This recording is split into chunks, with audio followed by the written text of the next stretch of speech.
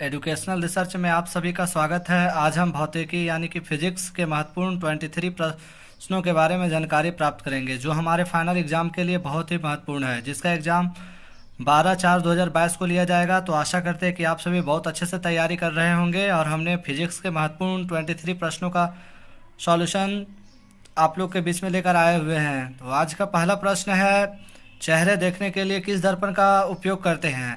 तो चेहरा देखने के लिए हम समतल दर्पण का प्रयोग करते हैं। क्वेश्चन नंबर 2 है, एक गोलीय दर्पण की वक्रता त्रिज्या 20 सेंटीमीटर है, इसकी फोकस दूरी क्या होगी? तो इसकी फोकस दूरी 10 सेंटीमीटर होगी। r/2 करके जब हम इसको डिवाइड करेंगे तो हमारा आंसर क्या होगा? 10 सेंटीमीटर। फाइनल एग्जाम में यह क्वेश्चन 100% पूछा जाएगा। क्वेश्चन नंबर 3, प्रकाश के प्रवर्तन के नियम है। तो प्रकाश के प्रवर्तन के 2 नियम होते हैं। क्वेश्चन नंबर 4, समतल दर्पण में बना प्रतिबिंब हमेशा होता है। तो समतल दर्पण द्वारा बना प्रतिबिंब हमेशा आभासी एवं सीधा होता है। क्वेश्चन नंबर 5, गोलीय दर्पण में फोकस दूरी कहलाती है। तो ये कहलाती है P तथा F के बीच की दूरी को कहा जाता है। क्वेश्चन नंबर 6, जब वस्तु अवतल दर्पण के वक्रता केंद्र C पर हो तो प्रतिबिंब बनेगा। तो प्रतिबिंब कहाँ बनेगा? वक्रता केंद्र C पर बनेगा, यानी राइट आंसर।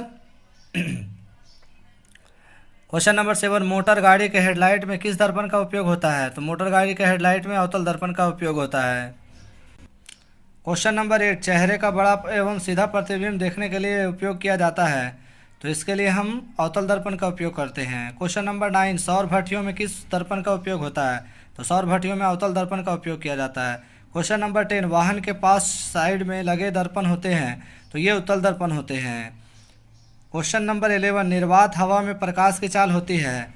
तो प्रकाश की चाल 3 × 10⁸ मीटर प्रति सेकेंड होता है।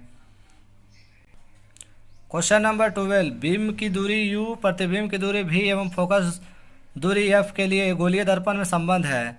तो गोलीय दर्पण में संबंध होगा 1/v + 1/u = 1/f।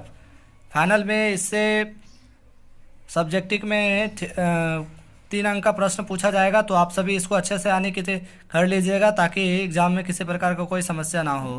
Question number 13, गोलीय दर्पण के लिए आवर्धन का व्यंजक है, ये भी महत्वपूर्ण है। तो इसका आवर्धन सूत्र यानी m = -v/u होता है। क्वेश्चन नंबर 14 है, अपवर्तन के कितने नियम होते हैं? तो इसके 2 नियम होते हैं। क्वेश्चन नंबर 15, अवतल लेंस को कहते हैं। तो इसे कहते हैं अपसारी लेंस। क्वेश्चन नंबर 16, लेंस की क्षमता का सूत्र है। तो P = I/f। लेंस की क्षमता का SI मात्रक है डायऑप्टर। क्वेश्चन नंबर 18 है, गोलीय लेंसों के आवर्धन व्यंजक है। तो m = v/u। क्वेश्चन नंबर 19, आँख के रंगीन भाग को कहते हैं। तो आँख के रंगीन भाग को परितारिका आइरिस कहते हैं। क्वेश्चन नंबर 20, मानव नेत्र में किस प्रकार का लेंस पाया जाता है? तो ये उत्तल लेंस पाया जाता है। क्वेश्चन नंबर 21, रेटिना पर बना प्रतिबिंब होता है। तो ये वास्तविक एवं उल्टा होता है।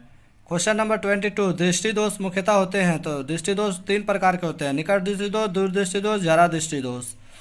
क्वेश्चन नंबर 23 है, तारों के टिमटिमाने का कारण है। तो ये वायुमंडलीय अपवर्तन के कारण तारे टिमटिमाते हैं। तो इस तरह से महत्वपूर्ण भौतिकी के 23 प्रश्नों के बारे में जानकारी प्राप्त की है, जो हमारे फाइनल एग्जाम के लिए बहुत ही महत्वपूर्ण है। तो आशा करते हैं आप सभी भी बहुत अच्छे से तैयारी कर रहे होंगे। और अगर हमारा चैनल अच्छा लगा हो तो लाइक, सब्सक्राइब, शेयर करें, ताकि सभी लोगों तक वीडियो पहुंच सके। तो आज के लिए बस इतना ही। धन्यवाद।